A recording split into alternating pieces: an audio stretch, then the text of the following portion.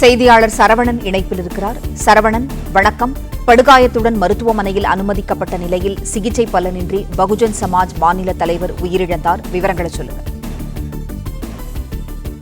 பகுஜன் சமாஜ் கட்சியினுடைய மாநில தலைவராக ஆம்ஸ்ட்ராங், இவர் பல ஆண்டுகளாக அந்த கட்சியினுடைய தமிழ்நாட்டினுடைய மாநில தலைவராக இருந்து வருகிறார்.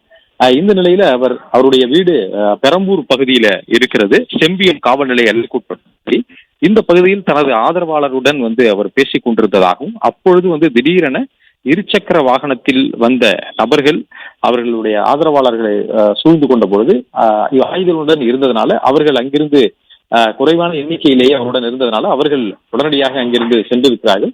இதனால் இந்த சுற்றி வளைத்த கும்பல் அந்த ஆயுதங்களை கொண்டு ஆம்ஸ்ட்ராங்கை தாக்கி இருக்கிறார்கள். ரத்த வெள்ளத்தில் கிடந்தவரை அங்கிருந்து அவருடைய ஆதரவாளர்கள் மூலமாக மீட்டு மருத்துவமனை கொண்டு வந்திருக்கிறார்கள். அப்பல்லோ மருத்துவமனை, ஆயிரம் விளக்கு பகுதியில் உள்ள அந்த அப்பல்லோ மருத்துவமனைக்கு கொண்டு வரும் வழியிலேயே அவர் உயிரிழந்து விட்டதாக மருத்துவர்கள் பரிசோதித்ததில் தெரிய வந்திருக்கிறது. இதனைத் தொடர்ந்து இவருடைய உடலை உடற்கூறாய்வு செய்வதற்கு அரசு மருத்துவமனைக்கு ஒப்படைப்பட்டிருக்கிறார்கள். இந்த கொலைக்கு பின்னணியில் யார் இருக்கிறார்கள் என்பது குறித்து உடனடியாக காவல்துறை உயரதிகாரிகள் விசாரணை நடத்துவதற்கு உத்தரவிட்டிருக்கிறார்கள்.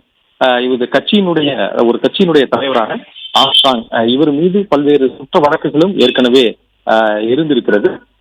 முன்விரோதம் கொலை நடந்திருக்கலாம் என சந்தேகப்பட்டனர். குறிப்பாக சில ரவுடி கும்பலோடு இவருக்கு சமீபத்தில் முன்விரோதம் இருந்ததாக சொல்லப்படுகிறது. இது தொடர்பாக ஏற்கனவே காவல்துறை தொடர்பான ஒரு அறிக்கையும் கொடுத்திருந்ததாகவும், அதாவது உளவு மூலமாக இவருக்கு போன்ற ஒரு முன்விரோதங்கள் இருப்பதாக அறிக்கை கொடுத்திருந்ததாகவும், அதன்படி இந்த ரவுடி கும்பலுடைய தாக்குதலாக இருக்கலாம் என்று போலீசார் சந்தேகிக்கிறார்கள். இந்த சம்பவம் நடந்த பகுதியில் இருந்த சிசிடிவி கேமரா உள்ளிட்ட பதிவுகளை கைப்பற்றக்கூடிய நடவடிக்கையில் ஈடுபட்டிருக்கிறார்கள். மேலும் நேரில் பார்த்தவர்கள் என்ன தகவல் யார் வந்தது என்பது குறித்த தகவல்கள் இருக்கிறார்களா என அவர்கள் நேரில் அவர்கள் தன்னுடைய அடையாளங்களை காவல்துறையினர் தீவிரமாக விசாரணையில் இறங்கியிருக்கிறார்கள். அதே போன்று பல்வேறு பகுதிகளிலும் இந்த தப்பிச் சென்ற கும்பல் அவருடைய இருசக்கர வாகனத்துடன் அடையாளங்களுடன் செல்லக்கூடிய நபர்கள் யாரும் இந்த வழியாக தப்பிச் செல்கிறார்களா என அதை சுற்றி இருக்கக்கூடிய பகுதியில் வாகன தணிக்கையும் தீவிரப்படுத்தப்பட்டிருக்கிறது. இந்த சம்பவம் இன்று மாலை செம்பியம் காவல் நிலைய எல்லைக்குட்பட்ட பகுதியில நடக்கிறது. அவர் கொண்டு செல்லும் வழியிலேயே அவர் உயிரிழந்து விட்டதாக, குறிப்பாக கழுத்து, தலை உள்ளிட்ட பகுதிகளில் சுற்றி வளைத்து 6 பேர் இந்த தாக்குதலை நடத்தியிருக்கிறார்கள்.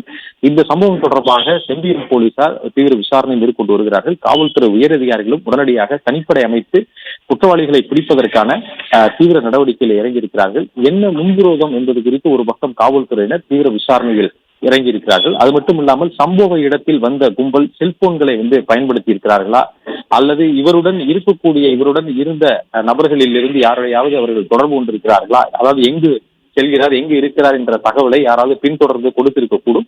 எனவே அந்த பகுதியில் இருந்த நபர்கள் யாரும் செல்போன் மூலமாக இந்த கொலை கும்பலை தொடர்பு கொண்டிருக்கிறார்களா என்பது சைபர் கிரைம் மூலமாகவும் அந்த பகுதியினுடைய டவர் லொகேஷனை வைத்து தேடக்கூடிய பணியிலும் தீவிரமாக ஈடுபட்டிருக்கிறார்கள்.